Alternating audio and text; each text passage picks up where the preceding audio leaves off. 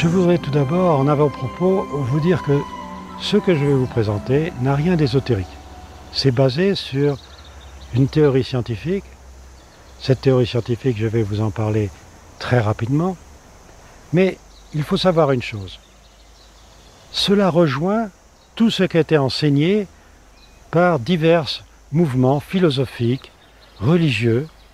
Ça ne vient pas détruire ce qui est fait, ça vient simplement compléter des choses qui ont été propagées à travers les siècles, si ce n'est les millénaires. Il faut que dans des périodes dites d'obscurantisme, il y ait des garde-fous. Et on peut dire que les religions ont été des garde-fous. Lorsqu'enfin on arrive à avoir une connaissance un peu plus universelle des choses, il faut savoir mettre de côté un fatras qui enrobe l'essentiel. Et cet essentiel permet de bien vivre. Alors, je me propose justement de vous parler de ce qu'on peut déduire d'une théorie scientifique. Alors, les scientifiques pourront aller voir les publications scientifiques qui ont eu lieu à droite ou à gauche. Mais ce qui est important, c'est pour l'instant de savoir qu'est-ce que l'on fait dans notre vie de tous les jours. J'aimerais vous parler d'une découverte que j'ai faite il y a déjà un moment, c'était en 88, et qui a bouleversé ma vie. Non pas par son côté scientifique, certes qui est assez révolutionnaire, puisqu'il s'agit du dédoublement de l'espace et du temps. Ce dédoublement vient conforter une autre idée bien connue qui est la relativité des temps, mais on n'a jamais utilisé cette propriété pour l'homme. L'homme considère trop que nous sommes au service de la science. Or, la science est à notre service. Et c'est là où j'ai découvert quelque chose de sensationnel, c'est que je pouvais utiliser une découverte importante pour modifier le quotidien de la vie des gens. J'ai appelé ça un peu pompeusement changer le futur, mais en fait, ça nécessite quand même quelques précautions oratoires, parce qu'il n'y a rien d'ésotérique là-dedans. Je me suis attelé au travail dès 88, et lorsque j'ai commencé en 89-90 à voir que certaines choses se réalisaient au niveau planétaire et que la théorie permettait de le prévoir, alors j'ai décidé de publier ça pour pouvoir asseoir ensuite quelque chose d'intéressant pour le quotidien de l'homme.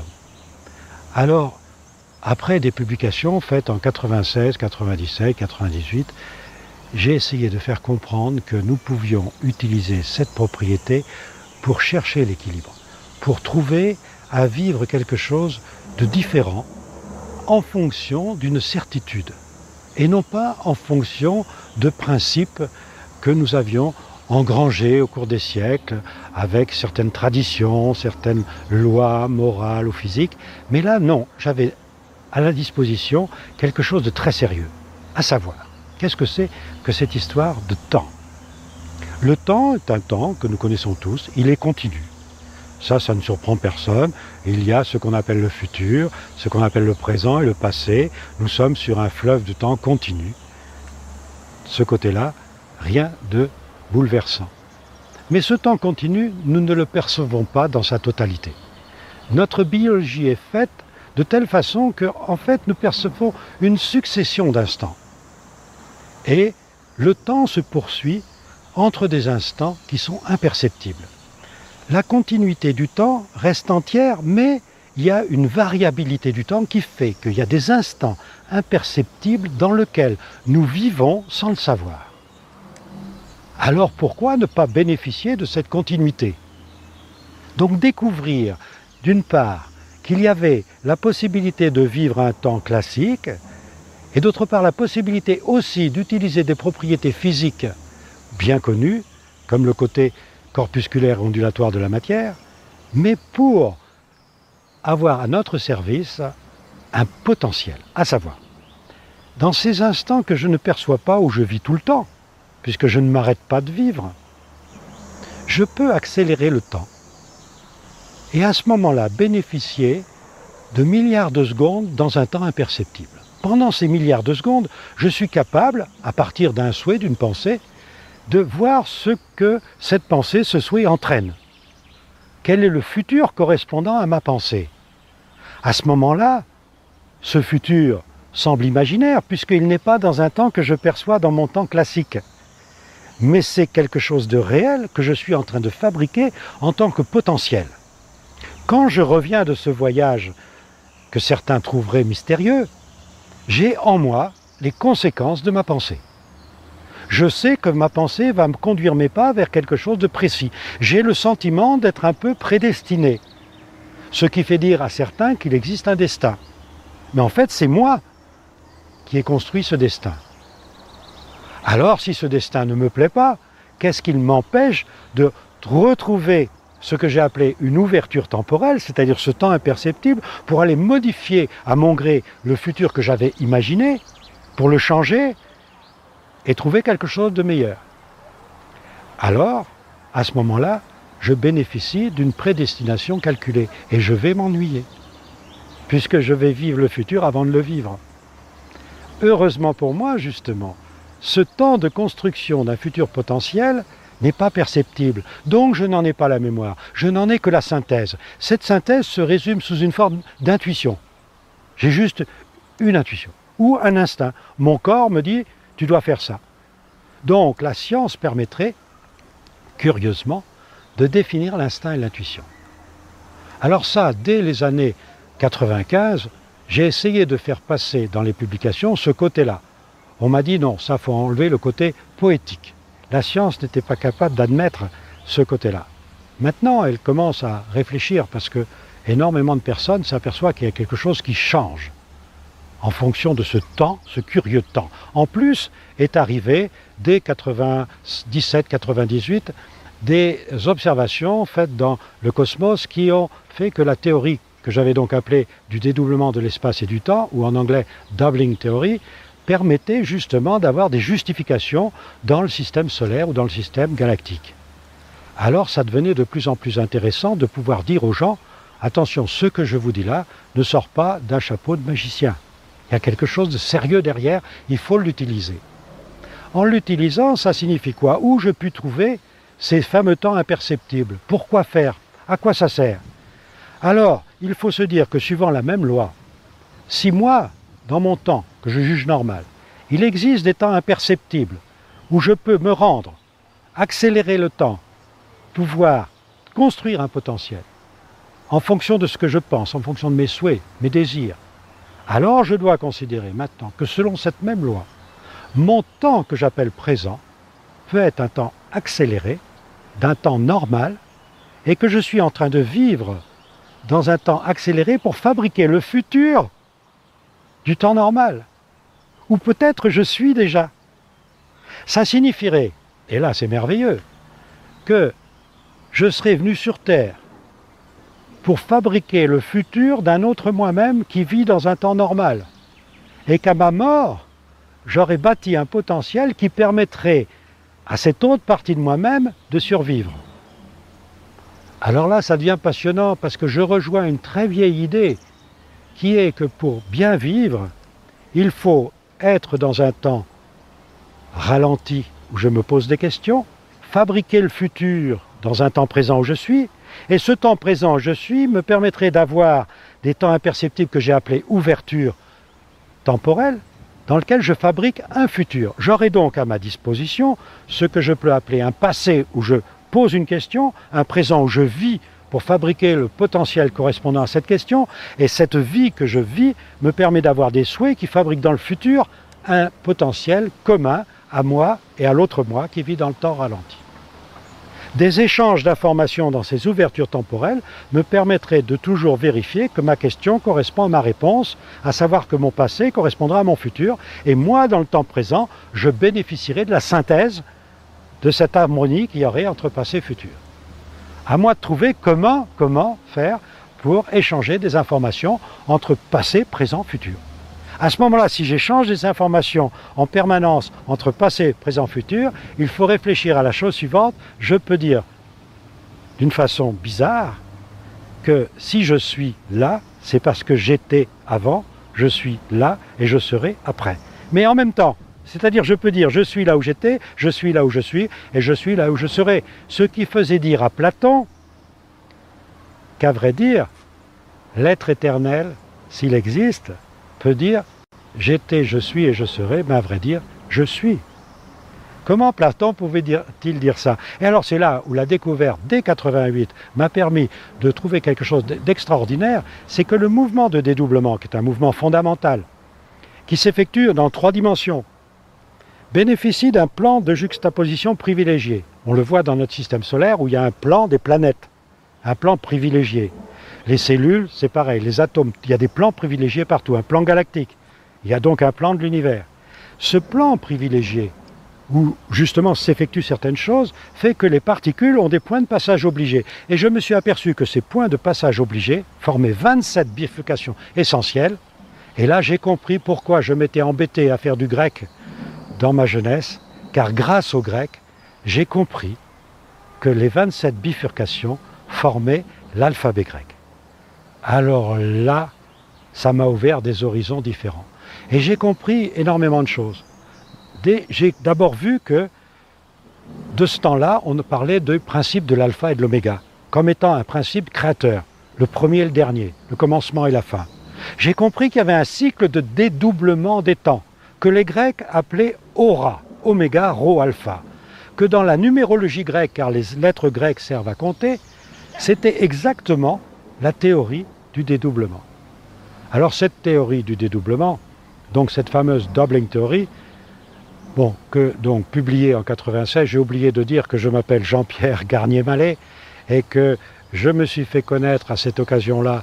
En fait, je m'appelle Jean-Pierre Mallet, ma femme est associée à cette découverte, elle s'appelle Garnier, c'est la raison pour laquelle je signe Jean-Pierre Garnier-Mallet, puisque grâce à l'aide de ma femme, qui m'a permis de travailler d'arrache-pied, c'était de l'ordre de 18 à 20 heures par jour, elle s'occupait donc de l'intendance et m'aidait à pouvoir travailler dans l'isolement le plus complet et mettre sur pied quelque chose qui utilisait des connaissances que j'avais eues sans savoir pourquoi. Pourquoi j'avais fait des mathématiques, je n'en savais rien. Pourquoi j'avais fait de la physique, je n'en savais strictement rien. Pourquoi j'avais fait du grec, non plus. Et je me suis aperçu que grâce aux mathématiques et à la physique au grec, tout d'un coup, je comprenais une loi universelle qui était connue des anciens. Et je me suis dit, mais les anciens, ils ne vivaient jamais sans voir le futur. Mais si on a un futur de disponible, il faut aller le voir. Si je peux le voir, je peux l'arranger. Si je l'arrange, je vais me prédestiner d'une façon non hasardeuse. Alors, à ce moment-là, je me suis dit, mais les anciens, ils avaient les augures, les pythis, les oracles. Et le bon voyant, c'est celui qui voit tous les dangers avant de les subir. Donc un bon voyant, et là, j'ai trouvé ça merveilleux, c'est quelqu'un qui voit des dangers qui n'existeront pas, puisqu'il les effacera. Donc un bon voyant est un voyant qui voit des choses qui n'arrivent jamais. Mais des choses potentielles qu'il a effacées parce qu'il a eu la capacité de le voir. Or, en ce moment, nous vivons à la fin d'un cycle. Ce cycle de 25 000 ans permet de séparer le passé, le présent et le futur. Et à la fin d'un cycle, on découvre ces potentiels. On découvre tout ce qu'on a pu fabriquer dans le futur. Les Grecs appelaient ça la découverte à la fin du cycle des temps, à la fin des temps, c'était apocalypsos, l'apocalypse. Nous vivons en ce moment une période apocalyptique. Alors on nous dit l'apocalypse c'est dangereux, etc. Non, c'est dangereux si nous pensons à fabriquer des choses dangereuses. Mais si nous pensons à fabriquer des choses bénéfiques, alors notre potentiel est bénéfique et notre planète ira dans le calme. Si on veut la paix, il faut commencer par fabriquer un potentiel de paix, être en harmonie avec tout le monde. Alors évidemment, c'est très difficile. Pourquoi?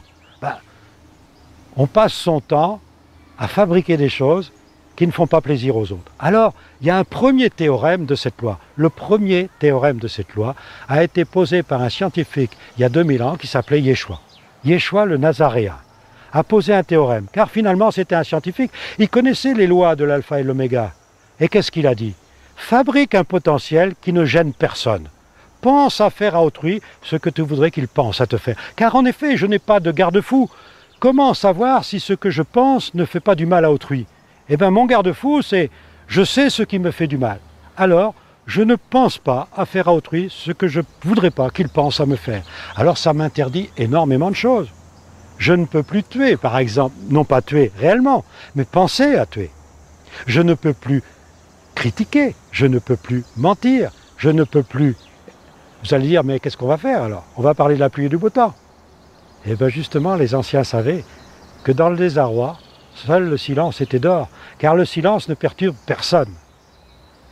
Et alors, on s'aperçoit qu'une règle scientifique, purement scientifique, basée sur quelque chose qui nous fait vivre, doit être utilisée à la fin de ce cycle pour modifier nos potentiels afin que nous puissions bien vivre. Il faut faire connaître tout ça. Alors le faire connaître, c'est à la fois facile et difficile, parce que nous sommes dans une époque où les gens, justement, recherchent tous azimuts une solution à leurs problèmes. Or, la planète nous offre beaucoup de problèmes et peu de solutions. Nous nous apercevons que nos dirigeants sont plutôt en train de nager dans la brasse coulée que de nous sortir de la fosse dans laquelle nous sommes.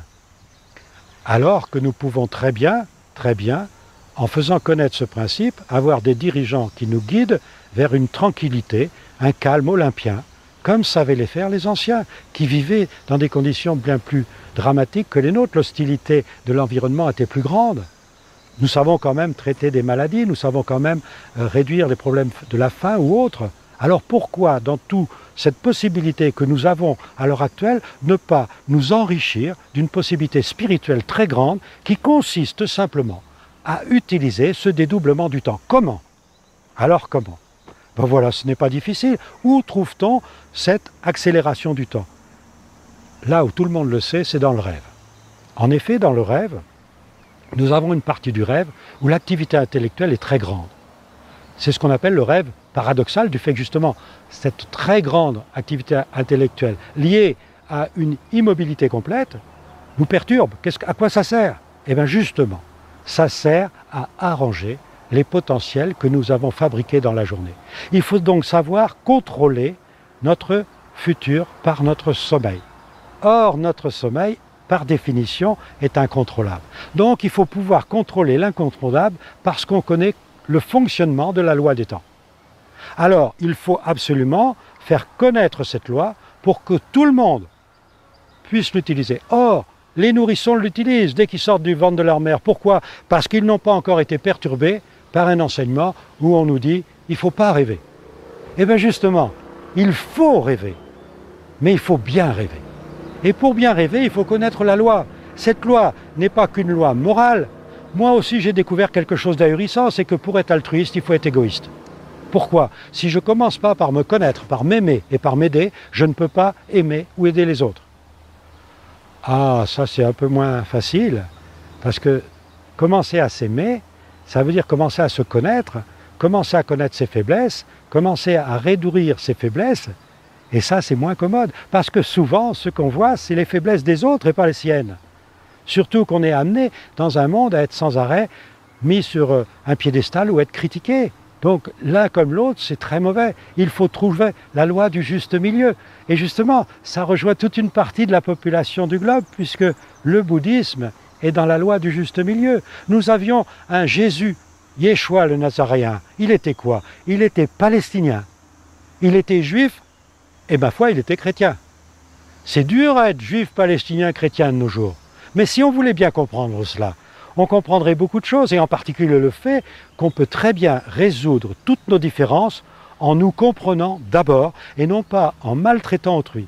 Donc, comment une science qui découle sur l'intuition, qui découle sur l'instinct, comment avoir de bons instincts et de bonnes intuitions si on commence par être maladroit vis-à-vis des autres?